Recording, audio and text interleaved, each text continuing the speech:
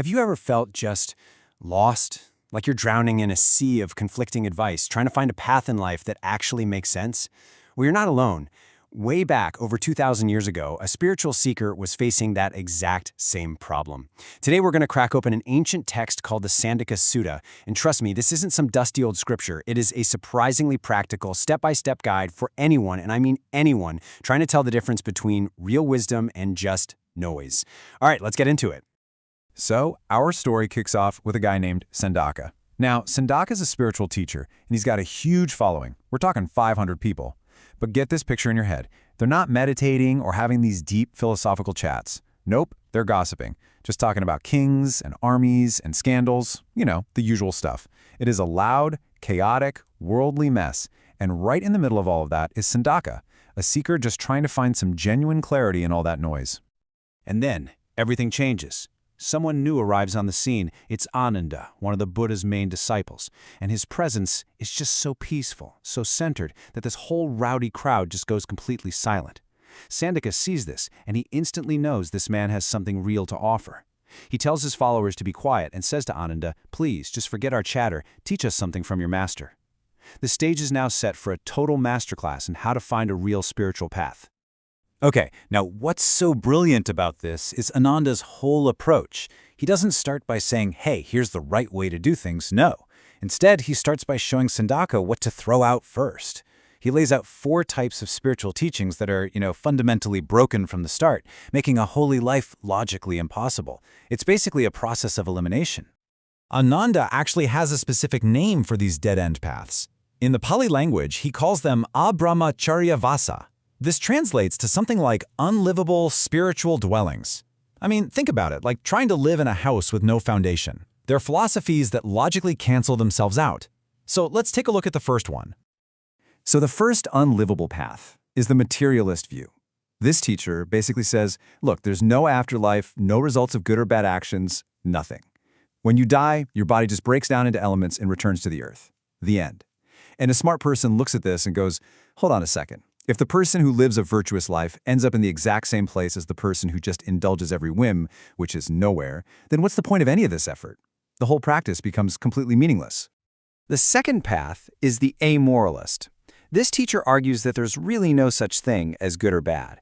Helping someone, hurting someone, it's all the same in the end. There's no merit, no sin, no consequences. And again, a discerning person would think, well, if my actions don't have any real moral weight, if kindness and cruelty are basically identical, then the entire basis for living an ethical life just evaporates. There's no reason to choose one over the other. Next up, we have the fatalist. This view says that there's no real cause for why we are the way we are. Everything is just fated to happen. There's no such thing as free will or personal effort. We're totally powerless, just being carried along by destiny. Basically, the idea that nothing we do is actually our choice. And we're about to see a slightly different but just as unhelpful version of this right now. So here's that other flavor of powerlessness. While the fatalist says our actions have no cause, the determinist says the final outcome is already set in stone, no matter what we do. The Sutta uses this amazing metaphor. It's like a ball of string. If you throw it, it's just going to keep unwinding until it reaches the end. There's nothing you can do about it. So, why meditate? Why be a good person? If the end is already guaranteed, your effort is irrelevant. So the bottom line that Ānanda is making here is that when a wise person really truly looks at any of these 4 philosophies, the only logical thing to do is to just walk away. They are totally self-defeating. They give you no real reason to do the hard work of a spiritual life. You just become disgusted and you leave. But Ānanda is not done yet. He basically says, okay, once you've checked out the philosophy, you have to check out the teacher. This next set of 4 warnings isn't about broken ideas. It's about unreliable guides. He calls these anasasikani, which means comfortless or unconsoling teachings, because they can't offer you any real security or peace of mind. And this really spells out the difference perfectly. That first test was all about the what, the system of thought itself. Is it logical? Does it even make sense to practice it? The second test, though, is all about the who. Is the person leading you down this path someone you can actually trust? First up is the teacher who claims to be all-knowing all the time. But then, real life happens. They wander into an empty house looking for a meal, they get bitten by a dog, they have to ask someone for directions, and when you call them out on it, they don't say, "Oops, I made a mistake." They say, "Oh, I was fated to be bitten by that dog." It's just an excuse, and it completely shatters their credibility. The second unreliable guide is the one who only relies on tradition. Their whole argument is, this must be true because it's been passed down for generations. But the problem, as Ānanda points out, is that the tradition could have been remembered correctly or incorrectly. It could be true or it could be totally false. It's basically a cosmic game of telephone. Without being able to check it for yourself, it's just hearsay. The third type is the teacher who's a pure rationalist, a speculator. Their teachings are all just a product of their own mind, their own logical thinking. Now, their logic might be brilliant, or it might be full of holes.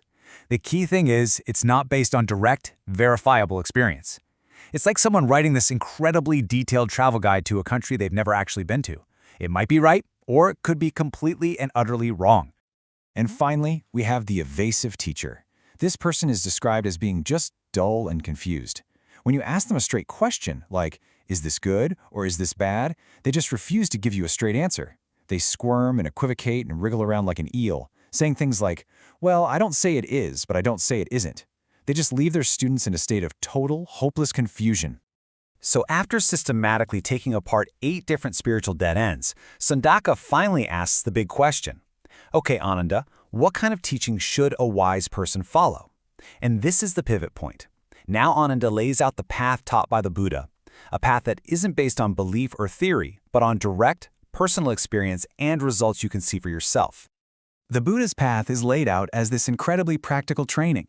You start by cleaning up your mind, getting rid of the hindrances. From that place of clarity, you learn to enter these deep states of meditation. And then, from that profound mental stability, you can develop what are called the higher knowledges, the power to remember your own past lives, to see for yourself how karma works, and finally, the direct insight that just ends all of your inner baggage for good. Every single step is something you can experience and verify yourself. And the final result, the proof in the pudding, isn't just some cool mental state, it's a complete transformation of your character. Ānanda explains that a fully liberated person becomes incapable of doing certain things. It's not that they're just resisting the urge to kill or steal or lie. The actual capacity to do those things is just gone. Their very nature has been purified. And here's the kicker. When Sandaka asks how many people have actually pulled this off, Ānanda doesn't get all vague. He says it's not just 100 or 200 or even 500. It is way more than that. The point is, this isn't some theoretical fantasy. It's a proven, repeatable path that a whole community of people had already walked to the end. It has a track record. So now, the teaching is done. Sandaka has been handed this perfect tool for evaluating any spiritual path out there. He's seen the dead ends, he's seen the unreliable guides, and he's seen the one path that offers real, transformative results that you can prove to yourself. The choice is now his. So what's he gonna do? And what happens next is just one of the most honest and relatable moments in all of the early scriptures. Sandaka doesn't just jump up and declare himself a disciple. Instead, he confesses. He says, it's not easy for us to give up the gain, honor, and fame we enjoy. He gets it. He sees the truth. But he's also attached to his reputation, his followers, his comfy life. He's caught. But here's the beautiful and kind of selfless twist. Even though Sandaka feels like he can't take the leap himself, he turns to his own followers, all 500 of them, and he says, you should go. You should practice this holy life under the Buddha. I can't let go of my attachments, but you can. So in his final act, he points others toward the truth he recognized, even if he felt he couldn't walk it himself. And that really leaves the question with us, doesn't it? The Sandakasutta isn't just a story from long ago. It's a timeless toolkit for critical thinking about the most important questions in life. It teaches us to really look at the logic of a path and the trustworthiness of its guides. So in our own modern world, which is filled with its own noise and countless paths all competing for our attention, this ancient guide shows us the way to choose wisely. The only question left is, which path will you choose?